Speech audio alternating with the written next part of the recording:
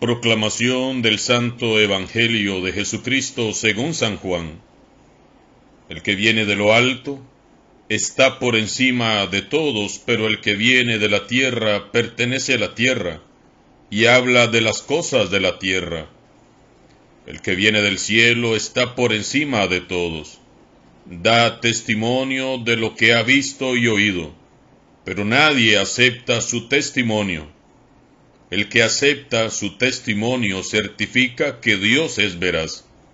Aquel a quien Dios envió habla las palabras de Dios, porque Dios le ha concedido sin medida su espíritu. El Padre ama a su Hijo, y todo lo ha puesto en sus manos. El que cree en el Hijo tiene vida eterna, pero el que es rebelde al Hijo no verá la vida, porque la cólera divina perdura en contra de él. Palabra del Señor. En la primera lectura de hoy, encontramos un magnífico resumen de la fe en Jesús resucitado y de la predicación del Evangelio que identificaba a los primeros cristianos. Nuevamente, los discípulos nos dan ejemplo de coraje y valentía. Qué bien que nos hace detenernos, mirar y admirar aquella primera comunidad cristiana. Muy valiente el testimonio de Pedro y los apóstoles delante del Sanedrín.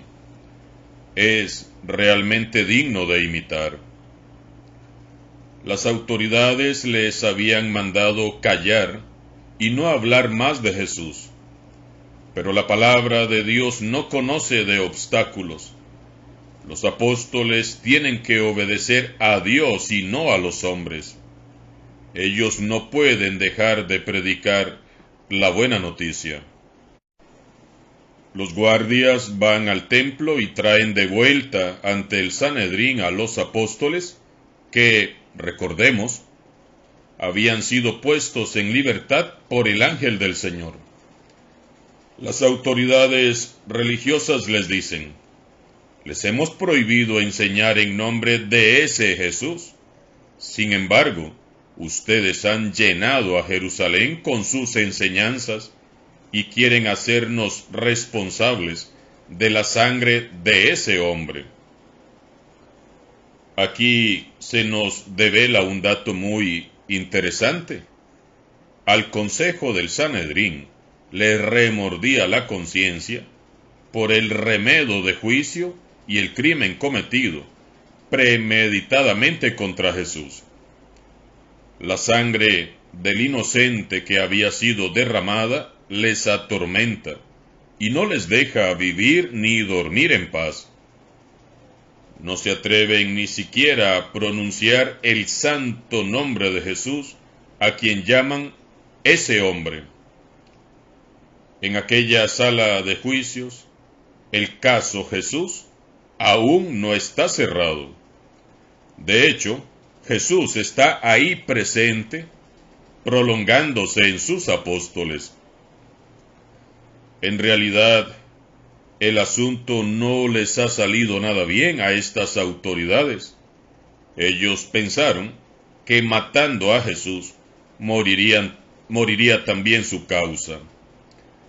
Tramaron todo de tal modo que impidieron que Jesús muriera apedreado como un mártir, como un profeta, y por ese motivo arreglaron todo de tal modo que lograron que Jesús fuera condenado a muerte por el prefecto romano Poncio Pilato y muriera crucificado, castigo reservado a los peores criminales, y fuera así entonces visto por todos como un maldito de Dios.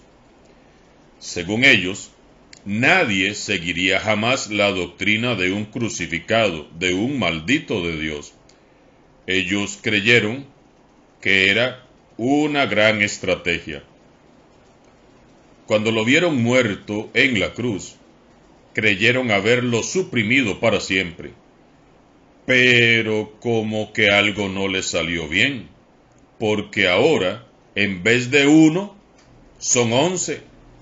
Y estos 11 no están jugando a ser seguidores de Jesús. No, que va. Ellos reproducen la vida de su maestro al pie de la letra. Son auténticos discípulos de Jesús. En todo imitan al maestro. Veámoslos a ellos también dando testimonio ante el mismo tribunal ante el cual se presentó Jesús, y hasta en eso lo imitan. ¡Qué hermoso! Conmueve el corazón pensar en Pedro y los otros 10 muchachos ahí, tan humildes, pero tan valientes y tan decididos. Los imagino ahí, en medio de aquella jauría de fariseos hipócritas, que querían parecer muy dignos, muy respetables, muy honorables, pero cuyas sucias conciencias no los dejaban dormir ni vivir en paz. Nuevamente los apóstoles nos dan a ustedes y a mí ejemplo de auténtico amor, fe firme, valentía y coherencia. A lo largo de los siglos, ¿cuántos cristianos han imitado a los apóstoles, dando testimonio valiente y decididamente ante los tribunales? ¿Cuántos cristianos han sido llamados por las mismas autoridades religiosas para ser interrogados y hoy son santos?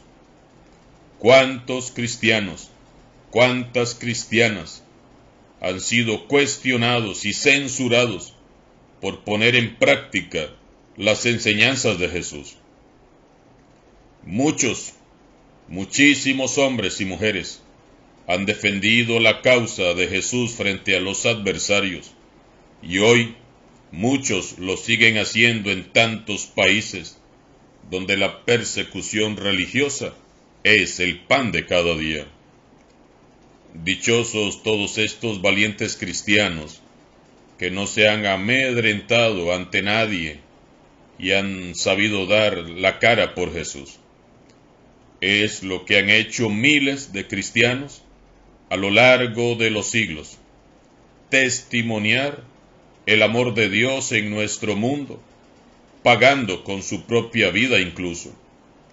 Mártires de la misma estirpe de los apóstoles, que fueron fortalecidos por el fuego del Espíritu y que creyeron firmemente en las bienaventuranzas del Evangelio. Vivamos la Pascua, demos el paso y seamos también bienaventurados. Pasemos de ser cristianos de nombre a ser cristianos del mismo linaje de los apóstoles.